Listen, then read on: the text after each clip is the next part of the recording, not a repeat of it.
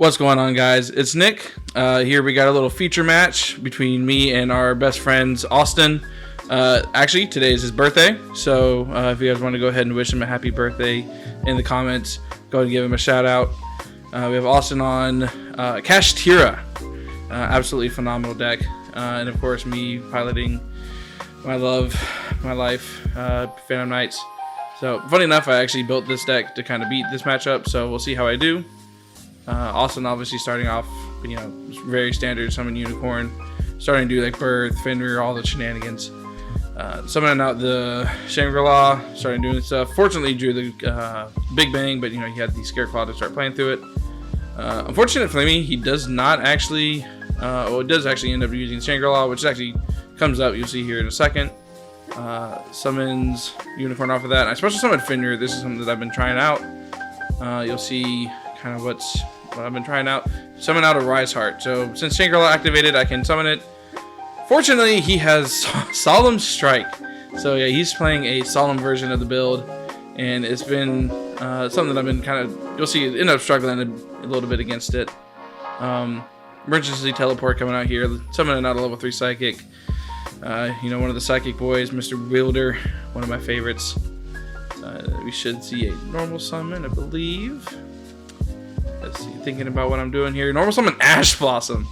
Something that I've been really trying to hold on to, because I don't want to get my Zeus ripped by Unicorn. Also just thinking here, figuring out what he wants to do, and he judgments my Break Sword. Ouch, it was really, really rough trying to figure out what to do here. Activate Right, summon the token, place Fateful on the board. There's a couple things I could have done here. He didn't have any cards in hand. You'll see a little bit of a misplay here in a little bit. Could have done some things, but ended up just not being able to see the line. It is what it is. Activating Fateful, search for a monster and discard a card. Adding the Griffin Rider, and thinking pretty hard on what I discard here. Let's see what it ends up being. I obviously have no idea. I'm taking forever. Goodness gracious. Let's see, what will it be? It is Fogblade. Alright, and it's kind of unfortunate. Can't summon back the Break Sword off of that because, summon was negated. Can't really do anything with that. It was probably a bit of a misplay. Summon out Griffin here, triggering the effect of Fateful Adventure. And he is trying to banish the Griffin. And I will resolve the Fateful, searching the Draco back. Going on. Activating Triple Tactus talents, and what I should have done here is I should have taken the Shangri-La, switched it to attack, and then attacked with something and made a Zeus, wiped his board, put him on nothing. But unfortunately, I did not do that, so we end up going to game 2. Starting off with game 2, I got D-Shifter, but I'm so skilled at the game I had the called by. Absolute monster. Luckily, you see him absolutely just having a grand old time over there. We actually had a joke about it in between the games.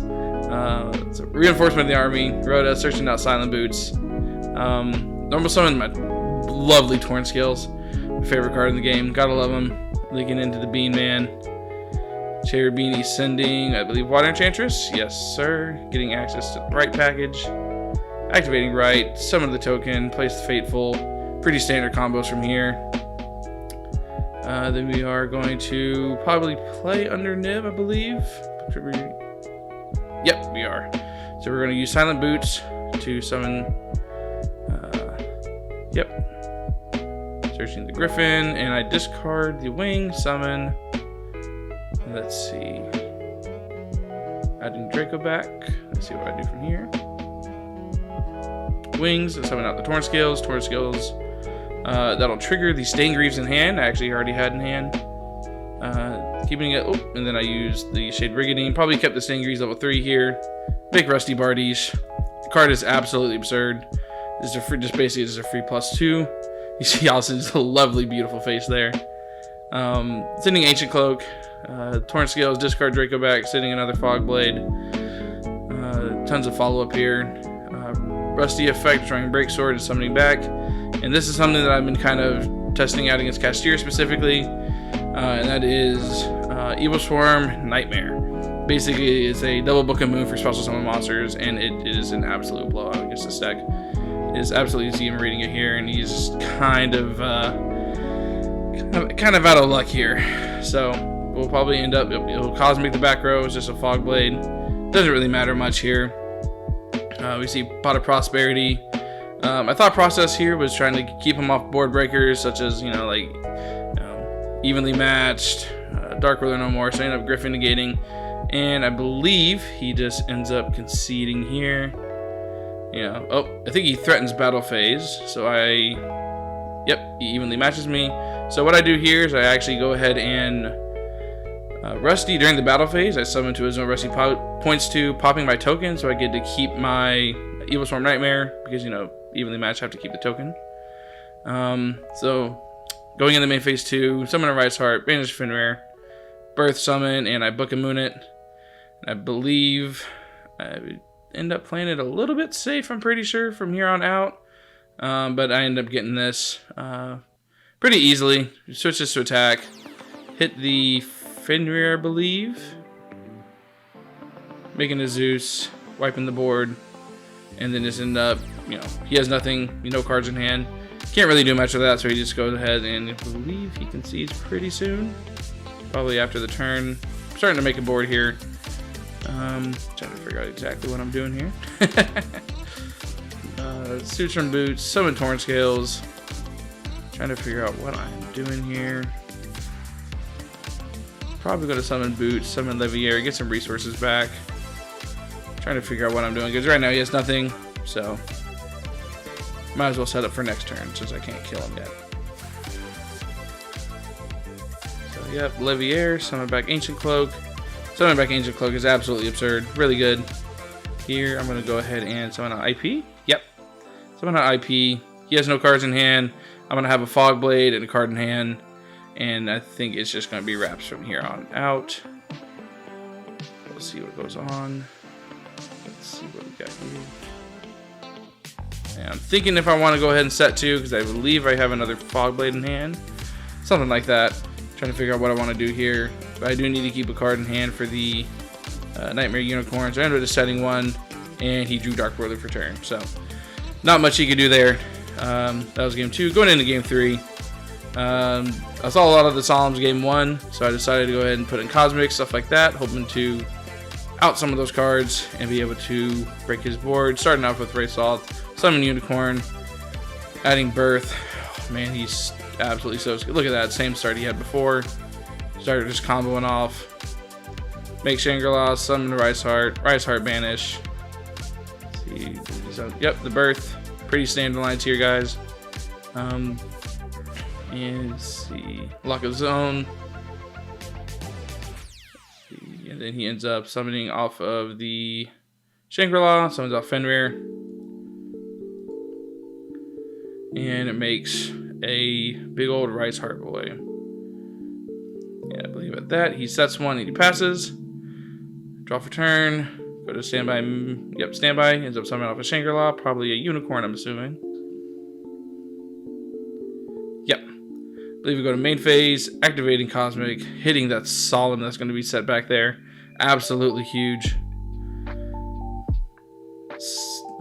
He has to attach off a Rice Heart. We forget that just for a second. End up fixing it. Summon Fenrir. Summon a Rice Heart here in just a second. Trying to figure out if there's anything else I want to do here. Yep. Summon big old Rice Heart. End up attacking into, I believe, the Shangri-La. Trying to figure out, because I don't want the Rice Heart to trigger. That is my #1 issue. Yep. So I just attack. Take a little bit of damage. Yeah, the field spell isn't boosting up the Shangri-La. And then here, I think I'm just going to slap a Zeus on there, wipe the board, and set up for the next turn. He's on 2 cards in hand, and it's not looking good for him. Activate Water Enchantress, search Rite of Aramazir, and from here we just kind of go off to the races, featuring that lovely Blaziken. One of my favorite Pokemon. Gotta love him. So, placing the Fateful. I believe we start off with a emergency teleport. Let's see, I believe that was a Nibiru back there in his hand. I can't exactly see, but we'll see what happens. Searching Draco back. Yep, there comes the Nibiru. Absolutely mollywopped me here. Caught me off guard. And then activating Rhoda, and from here it's kind of just wraps. Normal summon Torrent Scales. End up making Dark. Pretty sure I'm thinking about what I want to do here. A couple options I have. IEP, Dark. Ended up making Dark. Summon out the Rice Heart. Using Rice Heart as link material. For the good old Rusty boy. Only requires 2 Darks. Absolutely absurd. Free +1. And from here we are just going to be basically setting up the same board that we set up game 2. Silent Boots searching for... Ancient Clothes searching for Silent Boots. Setting the Fog Blades, some of the Torrent Scales, some of the Silent Boots. And we are going to use Torrent Scales, discard a card. Probably going to be sending another boot so we can set another... Oh, no, sending follow-up there. Okay, sending an Ancient Cloak. Break Sword effect to pop, and then we're going to summon back the 2 and make the Nightmare. Absolutely amazing card against this matchup. It's also pretty good against stuff like Pearly. Overall, I've been really liking this tech card. It's been doing really well for me recently. And here at set 2, double Fog Blade, and he ends up just conceding there. Really hope you guys enjoyed the match. Hopefully I'll be able to give you guys a deck profile sometime soon. Been working really hard with this deck, but hope you guys enjoyed. Thanks.